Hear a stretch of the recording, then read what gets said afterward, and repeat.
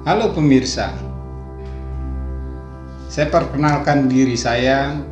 Kali ini bernama Anggo Kantil. Saya akan berbagi cerita dari Gaung Ki Semar tentang jati diri manusia. Kenapa Ki Semar? Ki Semar ini adalah salah satu guru saya yang mengajarkan tentang hidup yang tidak ketergantungan oleh agama, hodam, atau leluhur. Ki Semar mengajarkan salah satunya adalah jati diri manusia.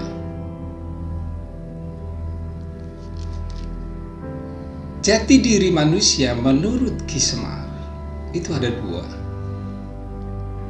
Di setiap manusia itu ada dua. Satu, perilaku hidup. Dua, perilaku spiritual. Jati diri ini setiap manusia harus mengerti dan tahu bagaimana jati dirinya sendiri. Dengan mengenal jati dirinya, maka manusia akan lebih teratur hidupnya. Maka dari itu, saya Anggo Kantil akan mencoba membuka cerita tentang jati diri ini, dimulai dari perilaku hidup. Perilaku hidup ini, setiap manusia yang terlahir ke dunia itu hasil pengajaran atau doktrin dari kedua orang tuanya. Keluarga terdekat yang satu rumah dan manusia di luar lingkungan keluarga. Maka dari itu, setiap manusia kadang ada kesamaan atau kemiripan karakter, sifat, watak, kepribadian si manusia yang baru lahir itu seperti kedua orang tuanya atau keluarga terdekat yang satu rumah atau manusia lain di luar lingkungan keluarga. Karena itulah manusia banyak berjalan atas pengajaran atau doktrin manusia lain untuk merubah perilaku hidup manusia. Manusia membutuhkan kebebasan rasa yang tidak ada tekanan, kebebasan dalam berpikir yang tidak ada dipengaruhi oleh siapapun atau apapun. Kebebasan berakal untuk mencari kebenaran. Kebebasan yang bertujuan dari diri untuk diri, juga atas kesadaran diri pribadi. Kebebasan berperilaku spiritual, mempunyai ucapan, tekad, dan langkah menyatu menjadi satu keinginan yang kuat ingin merubah dari yang buruk menjadi baik, yang baik akan menjadi lebih baik. Dari kebutuhan merubah perilaku hidup yang tadi, salah satunya adalah kebebasan dalam berperilaku spiritual. perilaku spiritual ini sangatlah penting. Karena dengan berperilaku spiritual, manusia akan terbantu untuk merubah perilaku hidupnya. Untuk melengkapi cerita dari jati diri manusia, sekarang kita masuk ke perilaku spiritual. Karena ini dibutuhkan untuk merubah perilaku hidup. Perilaku spiritual ini meliputi rasa, akal, dan pikiran. Ini adalah ruhnya manusia.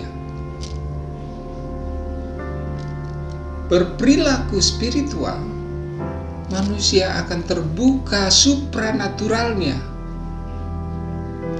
Yang mana supranatural ini akan membantu,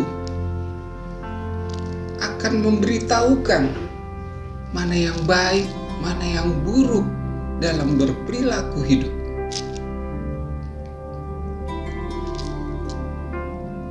Perilaku spiritual ini pun membutuhkan kebebasan. Kebebasan dalam merasa, kebebasan dalam berpikir, kebebasan dalam berakal. Harus mempunyai ucapan, tekad, dan langkah harus menyatu menjadi sebuah keinginan. Harus visioner atau menjadi manusia yang mempunyai hayalan masa depan. Bagi siapapun yang ingin mempelajari perilaku spiritual, jangan pernah menyimpang dari mempelajari diri sendiri. Seperti ingin melihat hal-hal gaib, ingin punya khodam, dan lain-lain. Sebagai referensi, mempelajari perilaku spiritual itu dapat dipelajari dari agama, dari budaya leluhur, sains, atau yang lainnya. Ingin mempelajari perilaku spiritual, di sini ada keharusan yang harus manusia jalani, seperti membaca atau mendengar berita yang tertulis di kitab suci.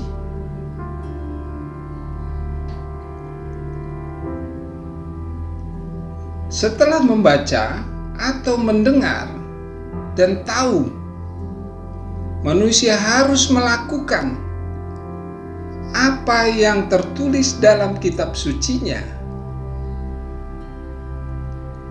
Setelah membaca dan melakukan, maka pasti akan ada bukti atau membuktikan kebenarannya dalam hidup diri.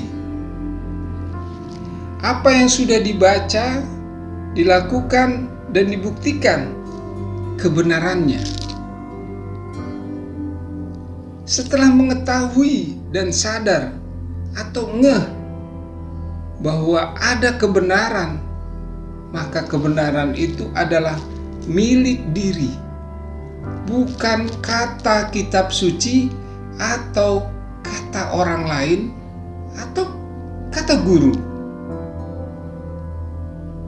Itulah keharusan bagi manusia yang ingin mempelajari perilaku spiritual.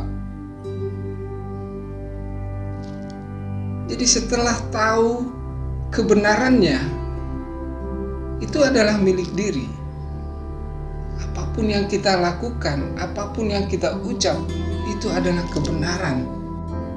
Untuk mencapai supranaturalnya dalam mempelajari perilaku spiritual, manusia harus melakukan ritual berpuasa, ritual berzikir, ritual bermeditasi, atau segala macam lainnya.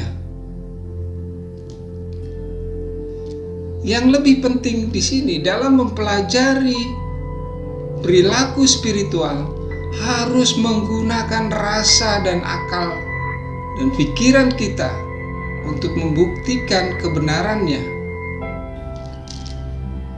Itulah sedikit cerita dari jati diri manusia. Bagaimana terbentuknya, bagaimana mempelajarinya. Tapi ada yang lebih mudah membentuk jati diri manusia. Diawali dari kedua orang tuanya, dari mulai berpacaran sampai masa kehamilannya. Mereka berdua harus mempunyai keinginan atau memerintahkan kepada cabang bayinya mempunyai jati diri seperti apa yang diinginkan. Begitu keinginan itu ada dan anak itu terlahir ke dunia, maka alam pun akan membimbingnya sampai ke arah jati diri yang diinginkan kedua orang tuanya itu. Jangan pernah berharap kasih sayang dari manusia lain. Ciptakanlah kasih sayang kepada manusia atau alam semesta ini. Sampai jumpa lagi di video berikutnya.